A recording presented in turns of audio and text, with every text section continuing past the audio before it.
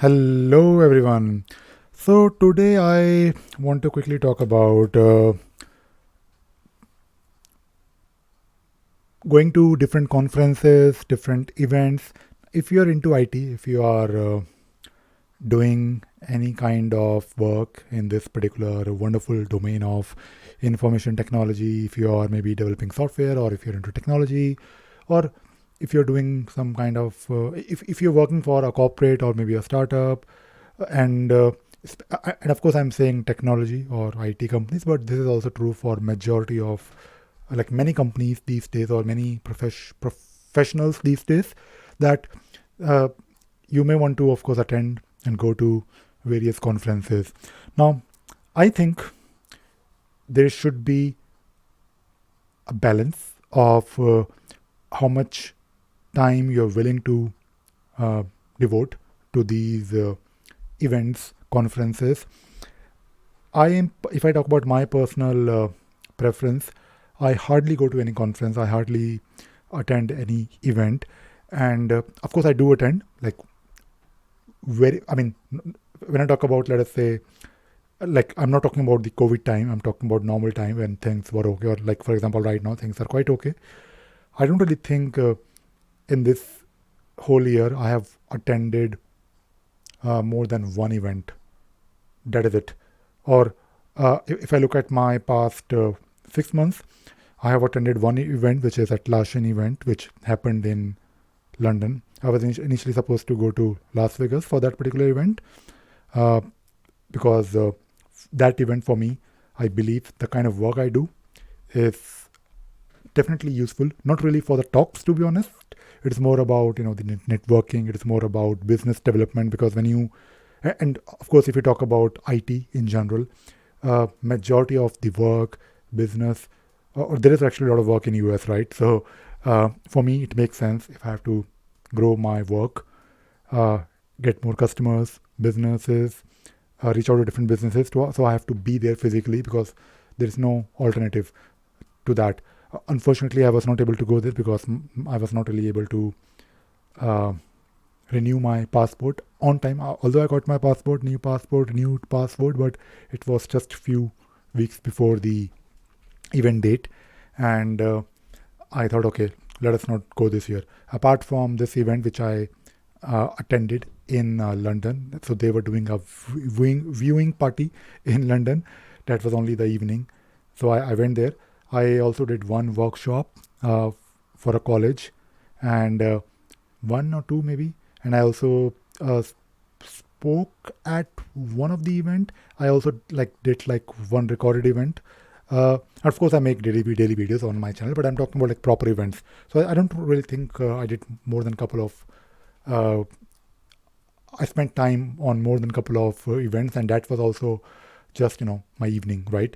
And there are different conferences that are happening now. I totally get the idea of these conferences where you can probably just learn about things, talks for example, but I don't really think people go to these conferences to actually learn something, or to basically gain some knowledge, because these days learning can happen anywhere.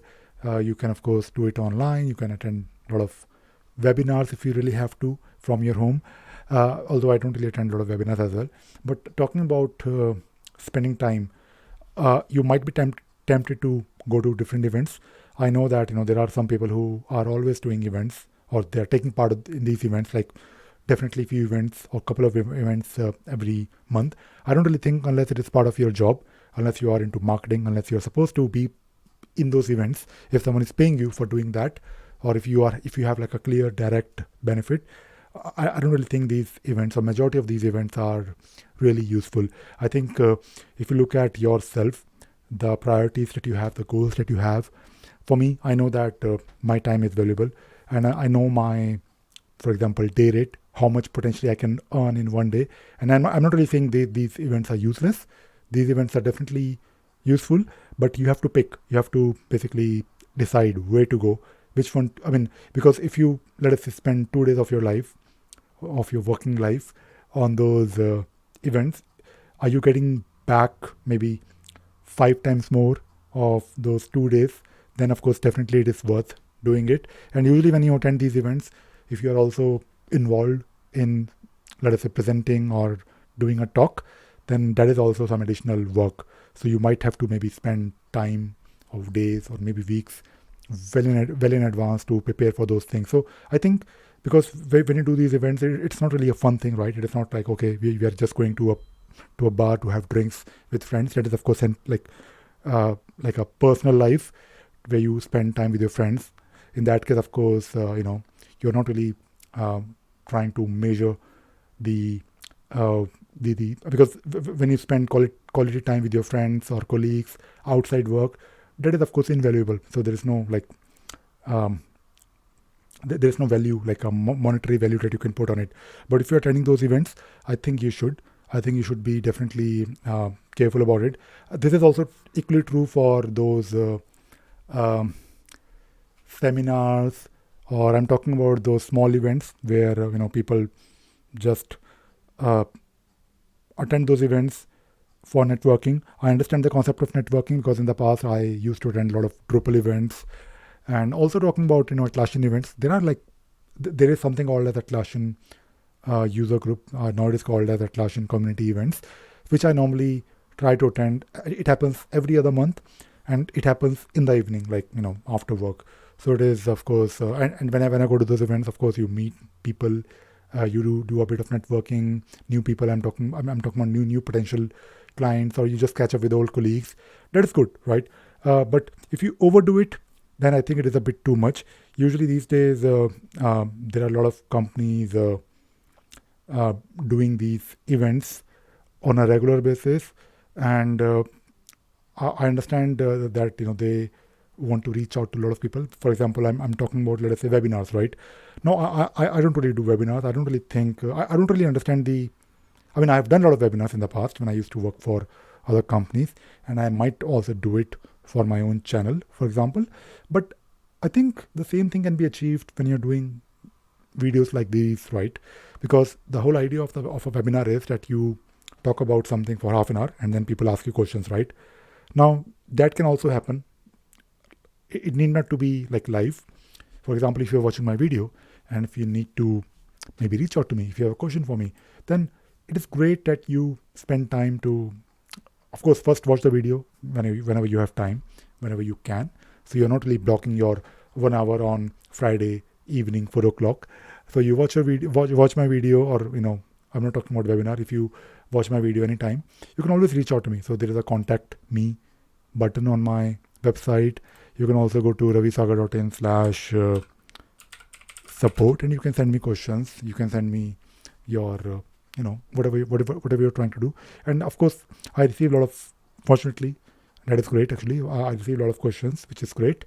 And I admit I don't really get to respond to all of those tickets that you raise for me, but at least I have a way to channelize those requests. And I think that is probably a better way to respond to questions. So you're consuming my content, whatever I'm trying to share, and I'm also able to help you properly.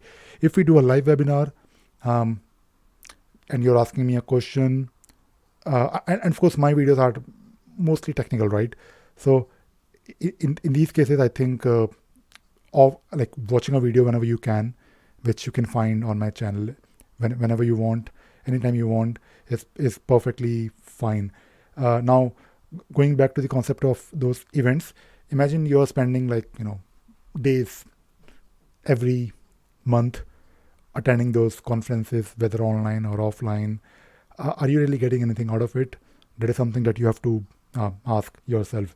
So the whole point of making this video is that I know some people, they overdo it. They're always attending some event, and they are my friends. I know them. I did ask them this question: what exactly are you trying to get out of those events? If there is no clear value, then why are you attending those events? And that is what I wanted to also ask you. What is the value? What is the outcome? What exactly are you trying to achieve? What exactly you're trying to solve? Are you trying to learn something? Are you trying to maybe make new friends, or maybe networking, or maybe are you trying to reach out to people, or maybe do business networking. So I think that agenda, that goal should be clear, because these events are not really, like one time pass activities. These are like professional activities, and you should be spending your time, your valuable time, wisely. And that is all. That is all I wanted to talk about in this video. I hope you enjoyed watching this video and you learned something new today. Thank you very much. Bye bye.